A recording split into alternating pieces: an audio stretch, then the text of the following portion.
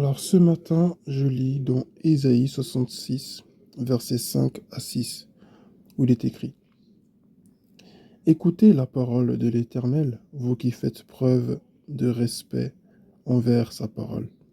Voici ce que disent vos frères, ceux qui vous détestent et vous repoussent à cause de mon nom. Que l'Éternel montre sa gloire et que nous voyions votre joie. Cependant, c'est eux qui seront couverts de honte. Un tapage provient de la ville, un bruit sort du temple. C'est celui que fait l'Éternel en rendant à ses ennemis ce qu'ils méritent. Alors, ce matin, le Seigneur est en train de te parler. Il est en train de nous parler. Il dit, écoutez la parole de l'Éternel, vous qui faites preuve de respect envers sa parole. Cette parole n'est pas adressée à n'importe qui. Elle n'est pas adressée à ceux qui veulent être indépendants de Dieu en se disant, ben écoute, c'est vrai, il faut prier, mais là, quand même, faut que je fasse ce que j'ai à faire. Non, il faut consulter Dieu avant de prendre une décision. C'est une petite parenthèse. Il dit, vous qui faites preuve de respect envers sa parole. C'est à eux que le Seigneur s'adresse.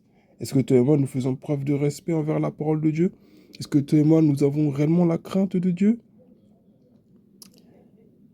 Nous devons l'avoir. Parce que si nous l'avons, cette parole qui est prêchée ce matin, elle sera pour nous. Il dit, voici ce que disent vos frères, ceux qui vous détestent et vous repoussent. Pourquoi? À cause de mon nom. Ceux qui sont repoussés à cause du nom de l'Éternel.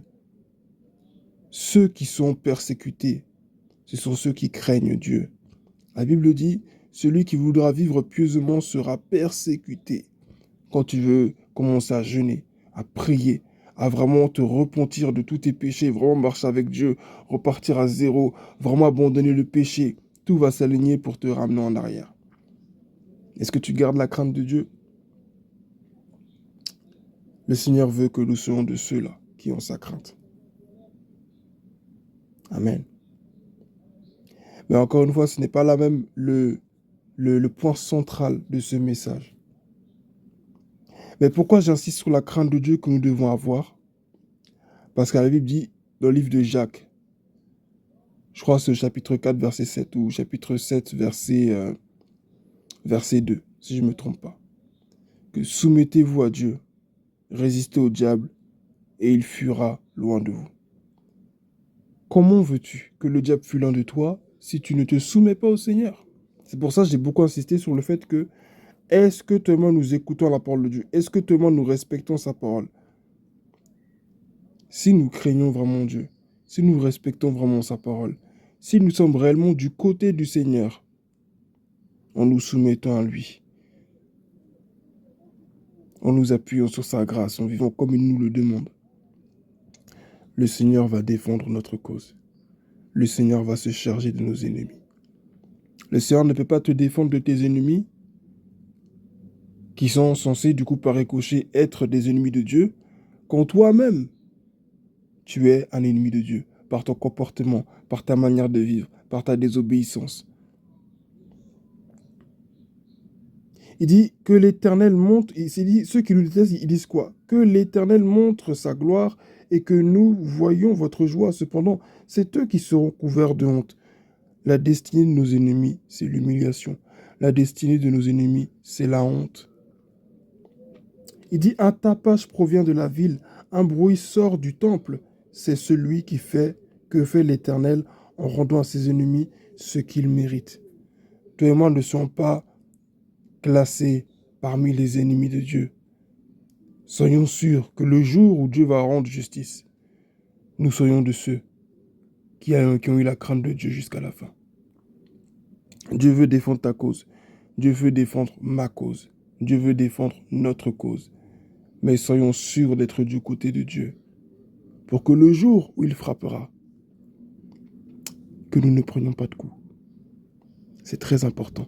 Voilà pourquoi au début, j'ai insisté, le Saint-Esprit m'a conduit à insister sur le fait que écoutez la parole de l'Éternel, vous qui faites preuve de respect envers sa parole. Est-ce que toi et moi, nous faisons preuve de respect envers la parole de Dieu? Est-ce que toi et moi, nous avons vraiment cette crainte de Dieu quand nous regardons nos vies? Est-ce que nous avons réellement la crainte de Dieu? Sommes-nous sûrs que dans le secret, nous menons une vie qui plaît réellement au Seigneur?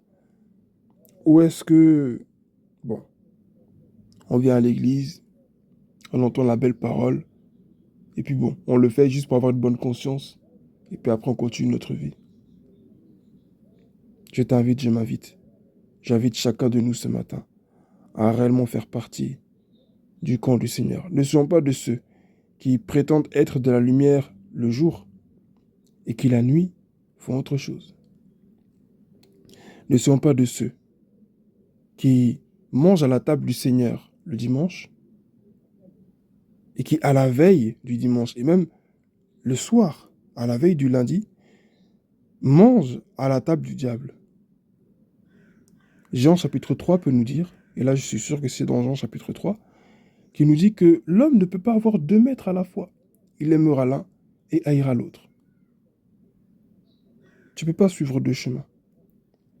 Comment Dieu veut que tu défends? Comment veux-tu que Dieu défende ta cause alors? Comment veux-tu que Dieu défende ta cause?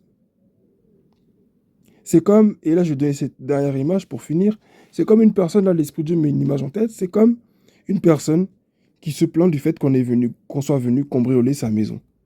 Alors, elle se plaint du fait qu'on soit venu cambrioler sa maison. D'accord? On a pris des objets de valeur, on a cassé, on a brûlé, on a peut-être même tué des membres de sa famille. Elle se plaint, elle pleure, elle gémit. Tout le monde a pitié. Et au tribunal, on a envie de lui faire justice. Le juge même a compassion. L'avocat même est déterminé pour défendre sa cause. Soudain, un témoin imprévu intervient. Et ce qu'il raconte, c'est que cette personne que vous êtes en train de défendre, là, il y a quelques jours de cela, elle a aussi cambriolé ma maison. Elle a tué, elle a brûlé, elle a pris elle aussi des objets de valeur. Alors imaginez-vous à un moment donné, comment est-ce qu'on va défendre cette première personne qui a dit qu'on a cambriolé chez elle? Comment est-ce qu'on va la voir? La compassion que le juge avait vis-à-vis d'elle va se changer en mépris. La détermination que l'avocat avait à la défendre va se transformer en un esprit de révolte et aussi de mépris, de dégoût et de découragement parce que on ne peut pas défendre quelqu'un qui lui-même commet le mal qu'il reproche aux autres. C'est bien de dire on m'attaque, mais est-ce que toi-même tu n'attaques personne? Tout ça pour dire, sois sûr d'être à 100% du côté de la justice de Dieu. Sois sûr d'être vraiment du côté du Seigneur. Si tu es du côté du Seigneur, sache que à toi qui sais qui tu es. Parce que quand tu es dans la crainte de Dieu, tu le sais. Quand tu vis une vie de sanctification, tu le sais. C'est pas une affaire d'être prétentieux ou autre. Non, c'est la vérité. Quand tu vis une vie de sainteté, tu le sais. Et quand tu mènes aussi une vie de péché, tu le sais. Il y a une différence entre j'essaie de marcher avec Dieu, mais j'ai du mal, je tombe, je me relève, j'ai certaines carences encore, mais j'essaie de marcher avec le Seigneur malgré mes difficultés. Et non, je prends plaisir à ça, mais après tout, Dieu voit mon cœur, Dieu me connaît, donc j'avance. Non, non, non, les deux sont différents. Ou tu sais qu'il y a un péché qui est dans ta vie. Et tu essaies vraiment avec l'aide de Dieu d'avancer. Même si tu sais que tu ressens un certain plaisir, mais tu essaies quand même d'avancer avec le Seigneur, de toutes tes forces, de te détacher, de prier, de vraiment chercher le Seigneur, quitte à jeûner, à prier. Tu t'investis vraiment, tu démontres au Seigneur que vraiment tu veux te détacher. Mais ne fais pas de ça ta vie. Ne te laisse pas faire. Amen. Parce que Dieu veut défendre ta cause. Et il est temps que maintenant la honte change de camp. Il est temps que l'humiliation change de camp. Il est temps que la peur change de camp. Il est temps que le malheur reparte de là d'où il a été envoyé. Nous ne souhaitons pas le malheur à nos ennemis, c'est vrai. Nous ne leur souhaitons pas la perdition. Mais si la honte que leurs œuvres peut les infliger est susceptible de les amener au Seigneur, alors je prie qu'ils aient honte. Amen. Nous devons être du côté du Seigneur. Dieu veut bien défendre notre cause, mais soyons vraiment de son côté. C'est comme une mère dont on accuse son enfant, dont on accuse l'enfant de vol. Non, ton fils, il a volé, ton fils, il a volé. Elle la connaît, son fils. Elle dit, mon fils n'a pas volé, mon fils n'a pas fait ceci, mon fils n'a pas fait cela. On va chez elle, on fouille. Ce qu'on a dit que l'enfant n'a pas volé, ce qu'elle a dit que l'enfant n'a pas volé là, c'est là. Comment veux-tu qu'elle défende son fils? Comment veux-tu qu'elle parle? C'est la deuxième image que le Saint-Esprit me donne ce matin. Comment veux-tu qu'elle défende son fils? Comment veux-tu qu'elle le défende? Son fils l'a menti. Son fils a prétendu être innocent. Mais après vérification, il se trouve que cet enfant, ce dernier, est réellement coupable des faits qui lui sont incombés. Alors, au bout d'un moment, ce sera pareil avec le Seigneur. Dans le tribunal de Dieu, seul Christ a raison. Et il voudrait que toi aussi tu aies raison avec lui. Il veut te défendre. Et il dit, mon témoin qui est dans le ciel est fidèle. Il est fidèle. Et il est prêt à défendre ta cause. Mais est-ce que toi, tu es sûr d'être du côté du Seigneur?